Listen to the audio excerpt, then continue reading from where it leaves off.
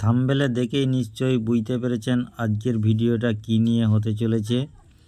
আজকে দেখাবো গ্রামের মানুষ কিভাবে গরুকে স্নান করায়। তো ভিডিওটা ভালো লাগলে একটা লাইক কমেন্ট শেয়ার অবশ্যই করবেন। পুকুর পাড়ে গাছের মধ্যে গরুটিকে বাঁধা হয়েছে এবং পুকুর থেকেই ডাইরেক্ট জল ছুড়ে দেওয়া হচ্ছে গরুর গায়ে। এইভাবে কয়েকবারই জল দিয়ে দিয়ে গরুটিকে স্নান করানো হচ্ছে।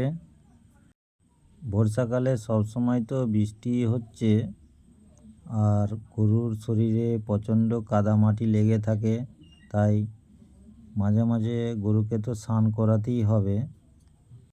তো সপ্তাহে অন্তত 2-3 দিন গরুকে স্নান করানো ভালো, তাতে গরুর শরীর ভালোই থাকে। তো যাই হোক, একটা গ্রামে ট্রিটমেন্ট করতে গিয়ে এই দৃশ্যটা দেখে আমি ভিডিওটা শ্যুট করলাম।